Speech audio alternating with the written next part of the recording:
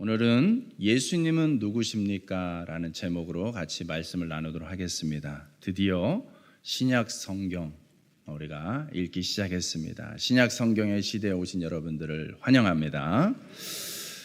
우리 한번 옆에 계신 분들께 그렇게 또 격려하면서 이렇게 축복하시면 좋겠습니다. 신약 성경도 재밌게 읽읍시다. 이렇게 인사합시다.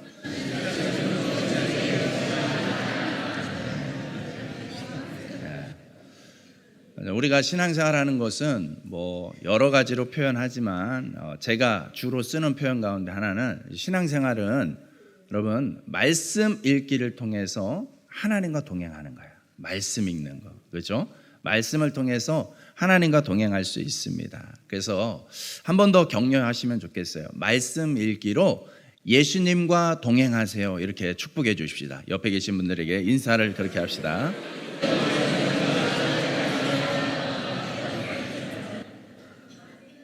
아멘. 그렇죠.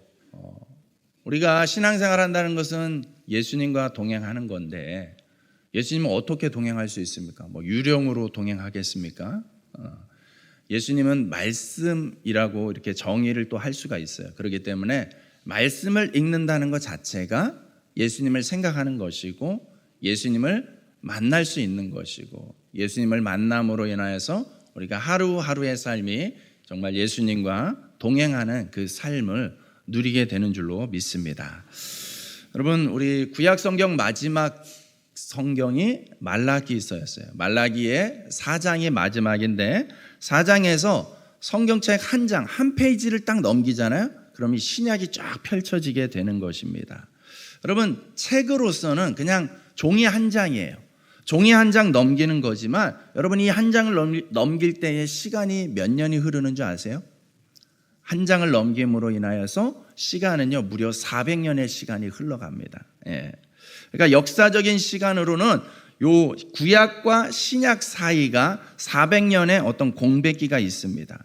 400년 동안에 특별히 기록된 성경이 없다고 하여서 이 시대를 400년의 침묵기라고 부르기도 합니다. 아니면 신약과 구약, 신구약의 중간 시대라고 이름하기도 합니다. 그래서 사람들이 오해합니다. 이 시간은 하나님이 휴가 간 시간이야. 하나님이 좀 쉬셨나 보다. 이렇게들 오해를 합니다. 하나님은 쉬지 않는 분이라고 성경에 나와 있어요. 하나님은 성실한 분이라고 성경에 나와 있습니다. 그러니까 무려 400년 동안 하나님이 쉬셨을 리가 없습니다.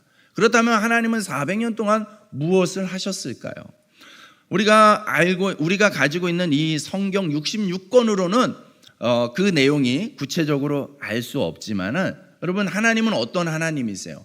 온 우주의 열방의 하나님이세요. 그렇기 때문에 이 열방 속에서도 우리가 하나님의 흔적, 하나님의 일하심, 하나님의 뜻을 얼마든지 발견해 나갈 수가 있습니다.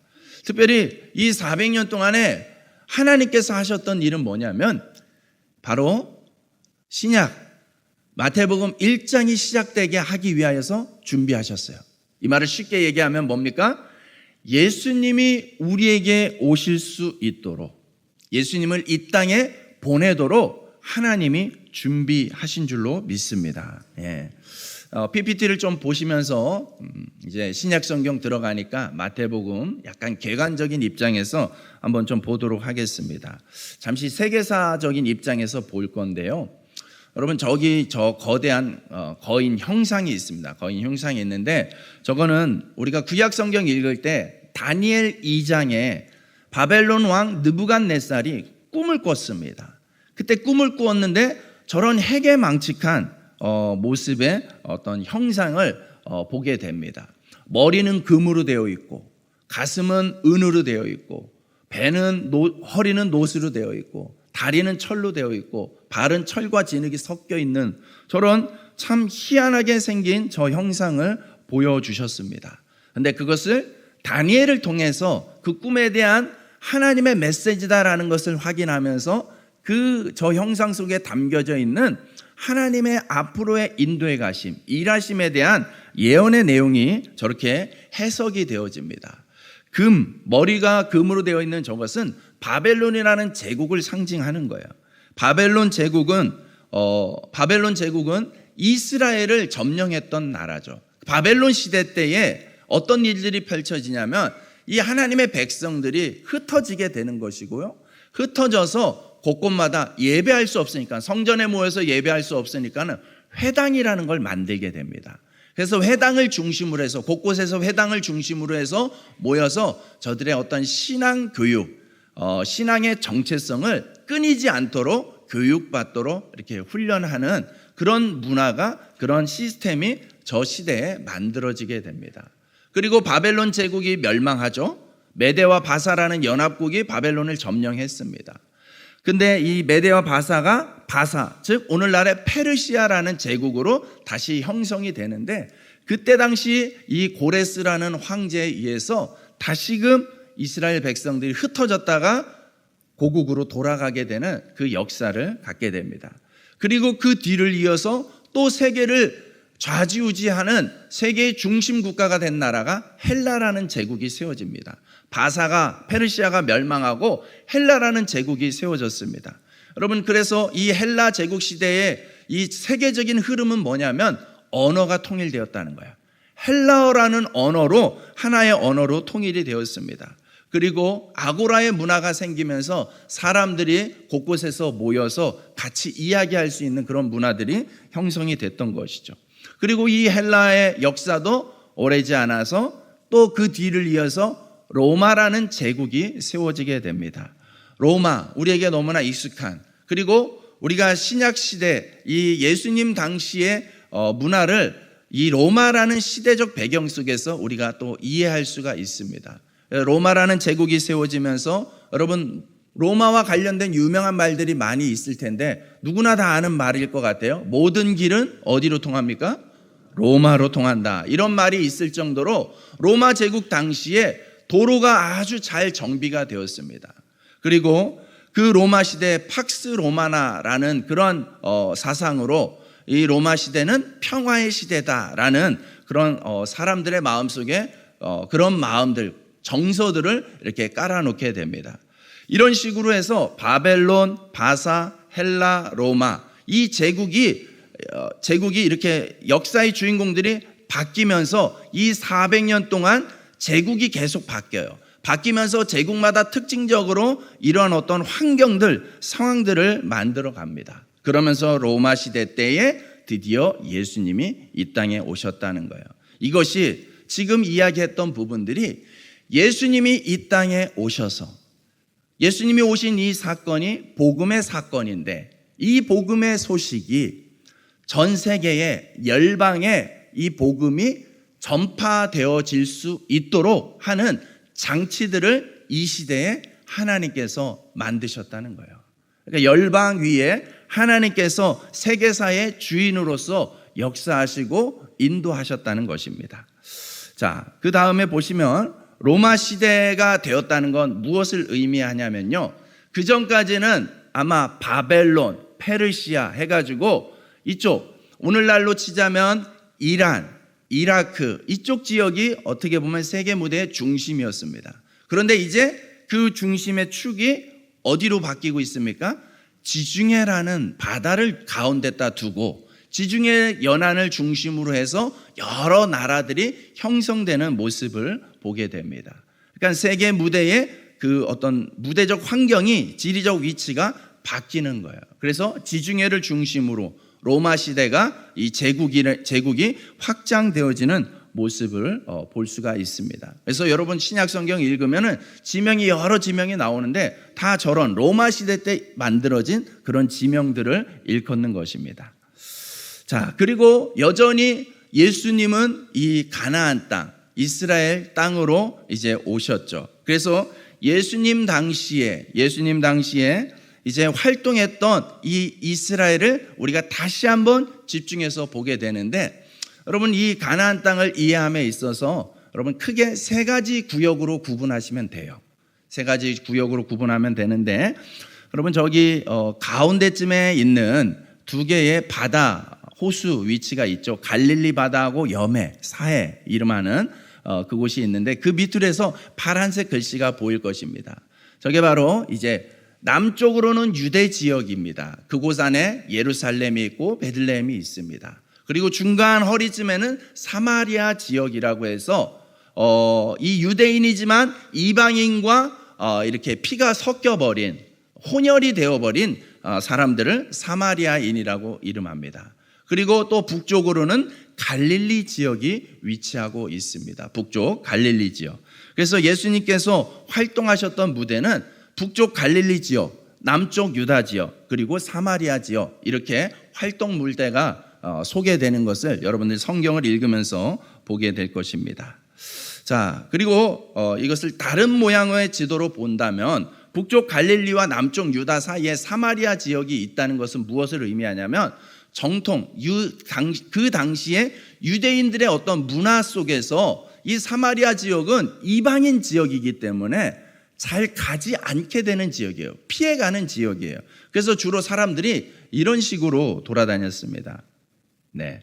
그래서 사마리아 지역을 삥 둘러서 그 지역을 관통하지 않고 삥 둘러가지고 요단강을 이쪽 따라서 쭉 내려와서 다시 유다로 가고 이런 식으로 이동했다라는 문화적인 특징들을 여러분들이 보게 됩니다. 저 지역에 대한 위성 지도예요. 위성 지도를 보시면은 지형이 평탄한 지역이 아닙니다. 저 옆에 염해라고 써 있는 사해 바다가 수심이 어떻게 된다고 했죠?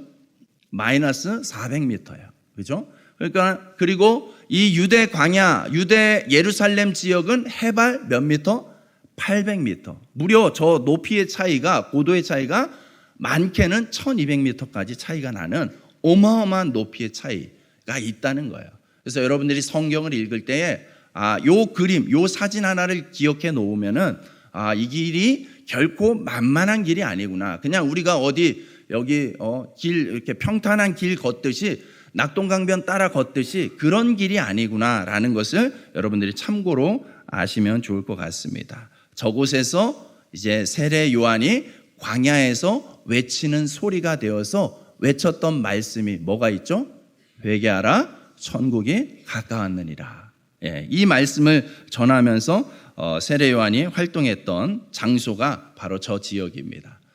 자, 그리고 이제 예수님께서 마태복음에 보시면은 예수님께서 본격적인 공생의 활동을 시작하기에 앞서서 40일 동안 금식 기도를 하시고 40일 금식 기도 이후에 이제 마귀로부터 시험을 받으셨어요. 그래서 광야로 끌려가서 거기서 시험을 받게 되는 모습. 그 모습이 바로 그 무대가 저 광야예요. 보십시오. 얼마나 척박한 광야인지. 그리고 이 여리고라는 성으로부터 저 시험사는 1000m에 가까운 고도의 차이가 있습니다. 이러한 곳에서 예수님께서 활동하셨습니다. 꼭 이런 곳만 있느냐? 가나안 땅이 이런 곳만 있느냐? 그렇지 않습니다. 바로 이런 곳도 있습니다. 자, 좀 전에 보았던 이 시험사는 남쪽 유다 지역을 얘기하는 것이고요. 지금 보게 되는 저 푸른 호수는 갈릴리 호수를 배경으로 합니다. 갈릴리 호수 주변으로 해서 예수님이 마태복음에서 우리가 살펴보겠지만은 설교하셨던 활동 무대 가운데 하나가 주로 북쪽 갈릴리에서 산상수훈 말씀을 전하셨던 곳이 바로 저 언덕이에요. 갈릴리 호수 옆에 있는 저 언덕에 그래서 저 지금 세워져 있는 저 교회는 이름하여서 팔복교회라고 합니다. 팔복교회. 기념교회로 세워져 있습니다. 아마 훗날 저와 여러분들이 성지 순례를 한번 기획한다면 저 곳을 꼭 방문하게 되지 않을까 한번 기대를 해보도록 하겠습니다.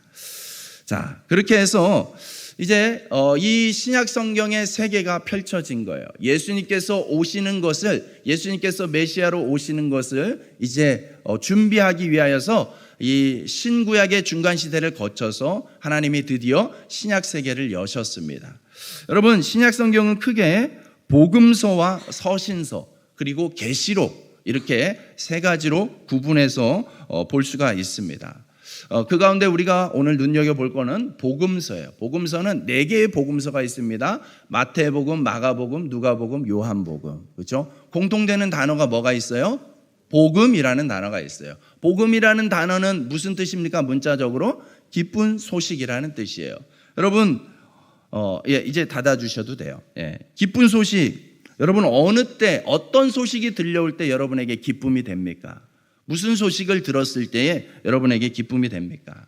여기서 이야기하는 기쁜 소식은 단지 감정적인 어떤 기쁨만 이야기하는 것이 아니에요.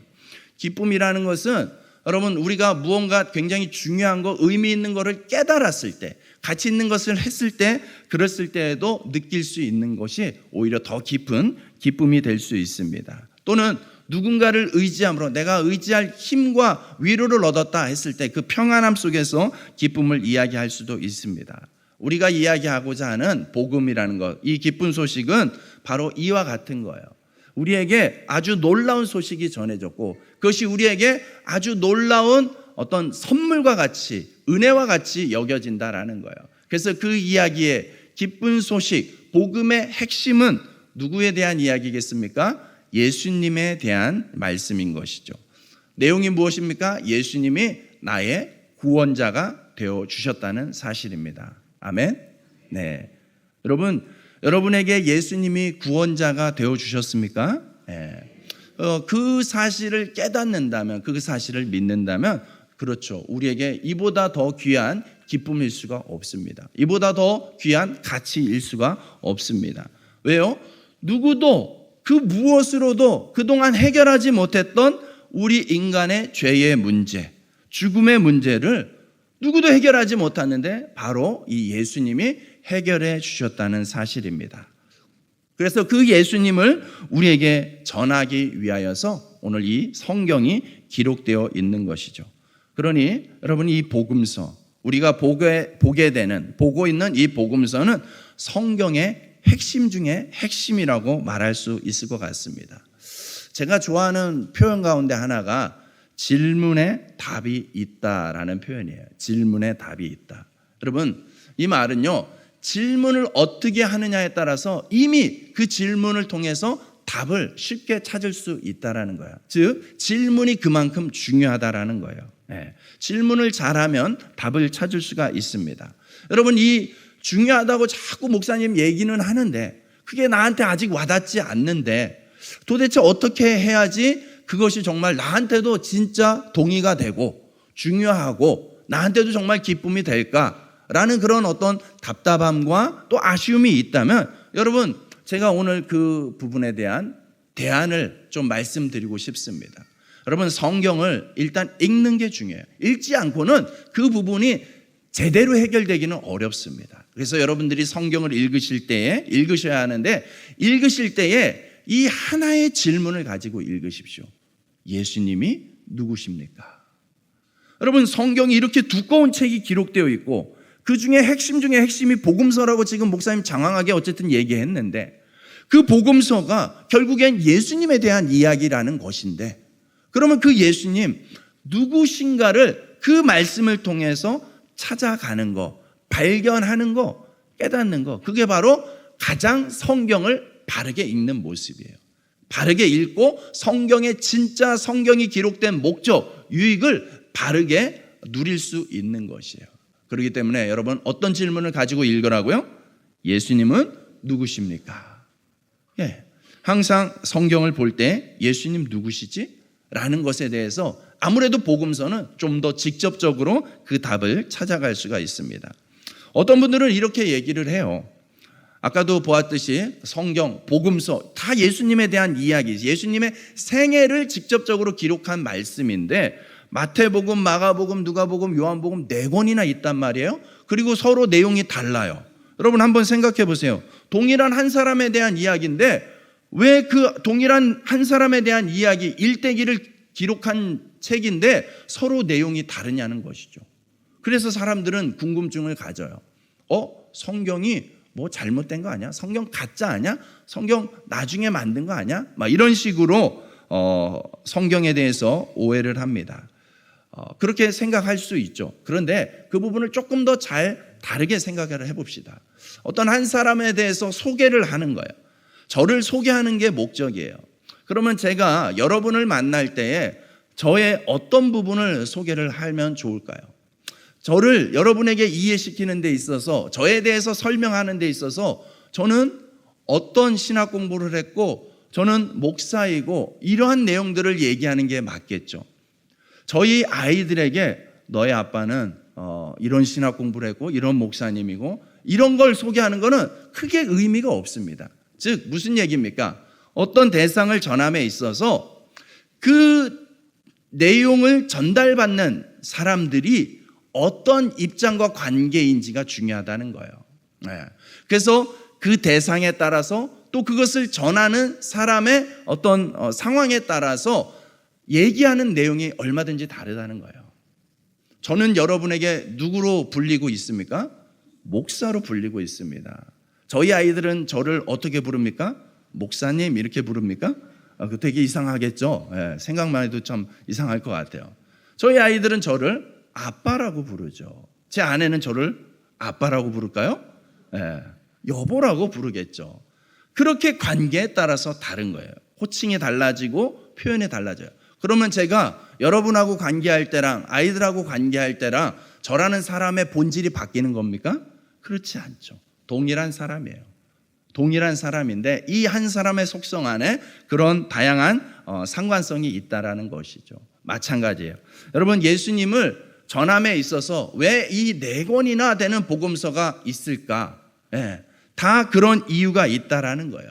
그래서 마태, 마가, 누가, 요한복음을 다르게 그 내용들을 조금씩 다르게 하면서 예수님에 대해서 좀 더 입체적으로 좀 더 많은 다양한 사람들에게 이 예수님을 전하고 있는 것입니다. 여러분 성경학자들은요 이 4권의 복음서 중에 어떤 것이 먼저 기록되었을까라는 걸 가지고 연구한 적이 있어요. 여러분 퀴즈입니다. 이 4권의 복음서 중에 어떤 복음서가 제일 먼저 기록이 됐을까요? 별 관심이 없는데 괜히 목사님 이런 걸 물어보시네. 그렇죠. 여러분 크게 여러분 신앙과 크게 상관이 있을 것 같지는 않습니다. 그냥 참고로 그래도 우리가 복음서를 보니까는 이런 배경도 있을 수 있구나라는 걸 여러분들이 참고하시면 좋을 텐데 이 4권의 복음서 중에 제일 먼저 기록된 성경이 마가복음이에요. 마가복음. 그래서 성경학자들이 보기에 이 마가복음을 중심 바탕으로 해가지고 마태가 또 누가가 요한이 또 거기에 덧붙여서 성경을 기록했다라는 것이에요. 그러면은 성경은 그렇게 사람들에 의해서 편집된 건가요? 우리가 알고 있는 성경은 하나님이 쓰신 성경이 아닌가요?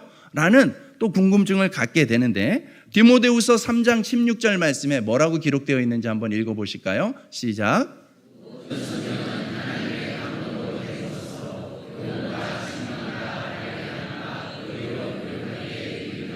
아멘. 자, 모든 성경은 하나님의 감동으로 된 것이에요. 그렇기 때문에 여러분 성경은 하나님의 말씀이에요. 하나님이 기록하게 하신 말씀이에요. 그런데 이 부분에 대해서 사람들이 좀 오해하는 부분이 있어요. 하나님이 성경을 기록한 그 저자들에게 딱 강력하게 임하셔서 한 글자 한 글자 그대로 받아 적게끔 했을까요? 하나님은 우리를 기계적으로 대하시는 분이 아니에요. 우리를 굉장히 존중하시고 인격적으로 대우를 해주세요.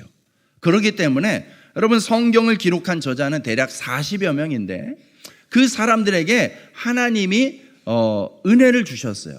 그래서 성령이 임하셔서 그들에게 깨닫게 하고 그 깨달음을 통하여서 그 나름의 그 성경 저자가 경험하고 가지고 있는 지식과 경험과 표현들을 바탕으로 해서 성경을 기록하게 한 거예요. 그래서 성경의 표현들이 다양하고 다르게 나타나는 것입니다. 즉 하나님께서는 우리 한 사람 한 사람에 대해서 그렇게 인정하고 존중하고 계세요. 여러분 우리가 신앙생활 할 때 은혜 받는다고 해서 다 똑같이 여러분들이 다 목사가 될 필요는 없습니다. 목사는 저로 충분하지 않을까요? 충분하지는 않습니다. 여러분 은혜를 받는다고 해서 여러분들이 다 신학교 가고 다 목사 되고 이렇게 획일화되지 않는다는 거예요. 그렇기 때문에 여러분 은혜 받는 걸 두려워하지 마세요. 은혜 받는 걸 사모하세요. 여러분 우리가 은혜를 받음으로 인하여서 여러분 각자의 은사, 각자의 달란트대로 하나님께서 사용하시고 쓰임받을 수 있다는 사실 기억하십시오. 그래서 어떤 분들은 하나님을 잘 믿어서 좋은 법관이 돼가지고 법조계에서 일할 수 있습니다. 어떤 분은요, 하나님을 또 열심히 믿고 주어진 일에 은사를, 달란트를 잘 개발해서 어떤 분들은 연예인으로서 또 활동하면서 하나님의 영광을 나타낼 수 있습니다. 하나님은 이처럼 우리 각자에게 정말 귀한 달란트를 주셨어요. 그래서 여러분, 그렇게 우리를 바라보시고 사용해 주시는 그 하나님의 그 마음과 관점이 있다는 것을 우리가 인정하고 기억한다면 우리 또한 나와 다른 저 사람을 바라볼 때 어떻게 바라보는 것이 중요하겠습니까? 그 사람을 있는 그대로 인정해 주는 거, 존중해 주는 거, 그래서 격려해 주는 거, 그 모습이 있을 때에 정말 하나님이 기뻐하는 하나님 나라의 모습이 있게 되어질 줄로 믿습니다. 예. 그래서 여러분, 마태복음은요, 마태는 직업이 세리였습니다. 세리. 여러분, 당시의 세리는 이제 세금을 걷어서 로마라는 그 제국에 이제 갖다 바쳐야 되는 것이죠. 그렇기 때문에 권세가 있어야 돼요. 권력자이고 또 능력자예요. 그래서 학자들이 추정하기에 마태라는 사람은, 이 사람은요, 세리의 역할을 감당하기 위해서 4개국어를 했을 거라고 이야기를 합니다. 무려 히브리어, 헬라어, 아람어, 라틴어, 4개의 언어를 사용했을 거라고 합니다. 그러니까는 마태복음이 그냥 쓰인 게 아니라는 것이죠. 엄청난 그의 마태라는 사람의 어떤 지식과 이런 것들이 함축되어져서 같이 기록이 된 것입니다. 여러분, 또 누가의 직업은 무엇입니까? 의사예요. 그렇기 때문에 누가복음은 다른 복음서와 조금 다른 특징이 뭐냐면 꼼꼼하게 기록합니다. 꼼꼼하게. 이런 것들이 이 4복음서에 각각 담겨져 있습니다. 그래서 하나님이 그 성경 저자의 그 고유의 개성을 사용하십니다. 또한 어떻습니까? 그 각 복음서를 통해서 하나님께서 이 예수 그리스도를 전하는데 드러내는 특징이 달라요. 아까 그 PPT 한 번 더 보여주시면, 마태복음에서 예수님을 나타내는 것은 왕의 모습으로서의 예수님을 소개하고 있어요. 왕의 모습. 마가복음에서는 섬기는 예수님의 모습을 특별히 더 강조해서 종의 모습으로 소개합니다. 누가복음에서는 인간으로서 오신 예수님을 소개하고, 요한복음에서는 곧 예수님이 곧 하나님이시다라는 이 부분을 강조하면서 소개를 하고 있습니다. 네. 이처럼 이 4복음서가 예수님에 대해서 다양하게 또 풍성하게 소개를 하고 있는데, 자, 오늘 드디어 이제 여기까지가 개관이고 이제 드디어 오늘 설교 시작을 합니다. 네. 긴장하시는 부분이 역력한데, 네. 자, 빨리 정리를 해보도록 하겠습니다. 자, 마태복음에서 전하고자 하는 예수님의 모습은 왕의 모습이라고 했습니다. 여러분, 그러기 때문에 이 왕, 어떤 왕이시냐라는 것을 이 마태복음을 우선적으로 듣게 되는 이 유대인들에게 설득력 있게 소개하고 있는 것이죠. 그래서 예수님이 바로 구약에서부터 하나님이 약속하셨던 왕이시다라는 것을 나타내고, 또 다름 아니라 유대인의 혈통으로 보내주시겠다고 약속한 왕이 바로 이 예수 그리스도다라는 것을 소개하는 거예요. 그래서 마태복음 1장이 족보로 시작을 하는 것입니다. 여러분, 신약 성경을 기대하고 펼쳤는데 누가 누구를 낳고 낳고 하니까는 시험 들죠. 예. 우리가 그 의미를 모를 때는 이게 무슨 소리야, 이게 도대체 무슨 뜻이야, 우리에게 좀 거리감이 있을지 모르지만 여러분, 족보가 담겨져 있는 건 굉장히 중요한 겁니다. 예. 여러분, 그 족보는요, 바로 예수님이 구약시대부터 약속했던 바로 그 메시아, 우리에게 약속된 메시아야 라는 걸 증명해 주고 있는 거예요. 그래서 마태복음 1장 1절이 이렇게 선언을 합니다. 아브라함과 다윗의 자손 예수 그리스도의 계보라. 즉, 아브라함은 어떤 사람이에요? 믿음의 조상. 그렇죠? 믿음의 조상, 믿음의 후손으로서 예수님이 아브라함의 혈통을 이어받았다는 거예요. 다윗은 어떤 사람이에요? 이스라엘 역사에 있어서 가장 훌륭한 왕이죠. 그 왕의 혈통을 이어받은 분으로서 예수님이 이 땅에 오셨다는 거예요. 예수님이 왕으로 오셨다는 것을 또 증명하는 표현이 1장, 마태복음 1장 21절 22절 말씀입니다. 한번 같이 읽을까요? 시작.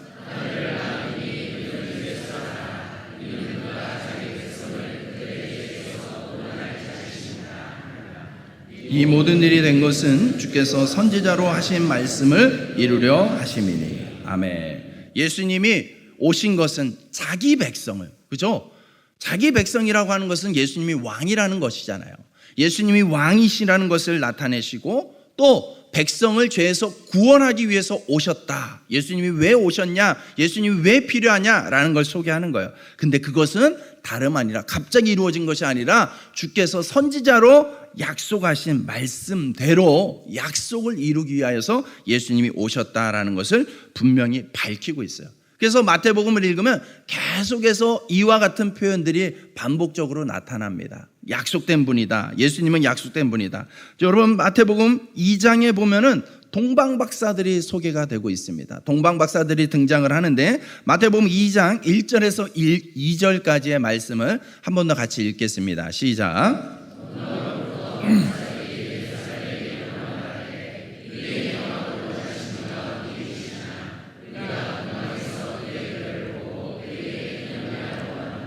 아멘. 별을 연구하는 동방에서부터 온 박사들이 이야기하길 뭐라고 합니까? 왕이 어디 있는 데서 났느냐. 그렇죠? 왕이 태어났음을 알고 예물을 드리기 위해서 왔다라는 사실이에요. 그런 동방 박사들의 등장을 통하여 다시 한번 예수님은 왕으로서 오셨다라는 것을 분명히 밝히고 있습니다. 마태복음 3장에는 세례 요한이 나옵니다. 세례 요한은 선지자여 왕의 뜻을 전하는 대사로서 마태복음 3장 2절 3절에 보면은 이렇게 소개가 되고 있어요. 회개하라 천국이 가까이 왔느니라 하였으니 그는 선지자 이사야를 통하여 말씀하신 자라 일렀으되 광야에 외치는 자의 소리가 있어 이르되 너희는 주의 길을 준비하라 그가 오실 길을 곧게 하라 하였느니라. 아멘. 제가 아까 보여드렸던 그 광야 사진, 거기서 활동했던 이 세례 요한이 저기서 사람들에게 그렇게 외친 거예요. 예수님을 예비하기 위하여서 나는 왔다라는 거예요. 그렇죠? 왕의 등장을 준비하는 역할을 했다는 거예요. 마태복음은 예수님이 바로 왕이시다. 즉 우리를 다스리시는 분이시다라는 사실을 선포하고 있는 줄로 믿습니다. 여러분 예수님은 어떤 왕입니까? 쭉 우리가 지금 살펴본 것처럼 예수님은 약속된 왕이에요. 우리를 위하여서 약속된 왕이에요. 하나님은 약속을 지키신 줄로 믿습니다. 우리가 기억해야 될 중요한 예수님의 모습은 약속을 지키시고 반드시 이루시는 왕이라는 거예요. 신실한 왕이라는 거예요. 거짓말하거나 상황 때문에 번복하거나 하는 분이 아니라는 거예요. 그러므로 그분의 말씀은 반드시 그대로 이루어질 줄로 믿습니다. 다 이루어지지 않았어요. 예수님이 오신다는 거, 구원을 이루신다라는 거, 이러한 내용들이 이루어졌지만 우리에게 남아있는 중요한 약속 또한 있습니다. 그래서 우리가 성경을 읽으면서 그 약속을 더 기대할 수 있는 거예요. 와, 여기까지 약속을 지키시고 이루신 하나님께서 요 남은 약속도 마저 이루시겠구나라는 것을 더 확신하라는 것이죠. 그래서 하나님이 중요하게 여기는 것이 약속이에요. 약속. 이 약속대로 예수님이 우리의 왕이 되어주셨습니다. 여러분 왕정국가에서 왕의 말은 곧 법이 되겠죠. 곧 법입니다. 그래서 마태복음 5장, 6장, 7장은요 산상수훈이라고 해서 예수님이 쭉 설교를 하셔요. 근데 그 설교의 주제가 하나 되는 주제가 뭐냐면 통일된 주제가 바로 하나님 나라예요. 하나님 나라. 하나님 나라는 하나님이 다스리는 나라잖아요. 그러니까 이 왕 대신 예수님께서 이야기하시는 것이 그 나라의 법이고 기준이고 질서가 되는 것입니다. 여러분 많은 내용이 있지만 오늘 이 부분은 한번 우리가 같이 읽어봤으면 좋겠는데 아까 제가 보여드렸던 그 팔복에 대한 주제입니다. 자, 팔복 하는데 팔복이 뭐냐? 마태복음 5장 3절에서 10절까지의 말씀입니다. 우리 같이 한번 읽어보도록 하겠습니다. 시작. 심령이 가난한 자는 복이 있나니 천국이 그들의 것이며 애통하는 자는 복이 있나니 그들이 위로를 받을 것이며 온유한 자는 복이 있나니 그들이 땅을 기업으로 받을 것이며 의에 줄이고 목마른 자는 복이 있나니 그들이 배부를 것이며 긍휼히 여기는 자는 복이 있나니 그들이 긍휼히 여김을 받을 것이며 마음이 청결한 자는 복이 있나니 그들이 하나님을 볼 것이며 화평하게 하는 자는 복이 있나니 그들이 하나님의 아들이라 일컬음을 받을 것이며 의를 위하여 박해를 받는 자는 복이 있나니 천국이 그들의 것임이라. 아멘. 예수님이 막 사람들을 모아놓고요 하셨던 메시지 가운데, 핵심 메시지 가운데 하나가 바로 이 팔복, 하나님 나라에 대한 거예요. 여러분, 예수님이 왕으로 다스리는 나라는 다르다는 거예요. 여러분, 이 팔복의 내용을 한번 보십시오. 복을 얘기하잖아요. 8가지의 복을 얘기해요. 근데 그 복이 어떻게 해야 복을 받는 것인지를 얘기할 뿐만 아니라 복의 내용도 이야기하는데, 여러분, 세상 사람들이 이야기하는 복과 다르다는 것을 볼 수가 있어야 되죠. 그렇죠? 세상에서는요, 내가 잘 먹고 내가 잘 살고 내가 편하고 내가 높은 자리에 있고 내가 힘을 쓰고 이런 것들이 보통 생각하는 복이에요. 근데 여러분, 지금 예수님께서 말씀하시는 복은 그런 내용과 거리가 멉니다. 여러분, 예수님을 믿는다는 것은 세상과 다른 가치관을 가지고 살아가는 것입니다. 예수님을 믿는다고 하면서 여전히 나밖에 모르고 여전히 누군가를 이기고 빼앗고 더 많이 갖는 것만 성공이라고 생각한다면 여전히 진정한 하나님 나라에 거하지 못하는 것이죠. 여러분, 하나님의 나라는요, 우리 육신이 죽어서 가는 천국만 얘기하는 것이 아니에요. 사후세계만을 의미하지 않습니다. 이 땅에서 예수님을 왕으로 인정하며 살아가는 것, 그게 바로 이 땅에서 우리가 하나님의 나라를 경험하면서 살아가는 거예요. 하나님 나라의 질서를 따라서 살아갈 때에 하나님의 나라를 이미 경험하는 그 복이 우리 삶 가운데 나타나게 될 줄로 믿습니다. 여러분, 복음서에서 예수님의 수많은 이적이 나옵니다. 예수님이 정말 놀랍죠. 병을 고치셨고 사단을 물리치고. 근데 여러분, 예수님은 그것 자체가 목적이 아니었다라는 것을 우리가 결코 간과해서는 안 돼요. 예수님은요, 그런 것들, 그런 능력들 있어요. 그래서 하실 수 있었지만 나 이런 이적도 행할 줄 안다, 이렇게 과시한 적이 한 번도 없습니다. 그것은 단지 무엇을 위해서? 천국 복음을 전파하기 위해서 나타난 현상에 불과한 것이죠. 마태복음 9장 35절 말씀 한 번 더 같이 읽겠습니다. 시작. 예수께서 모든 도시와 마을에 두루 다니사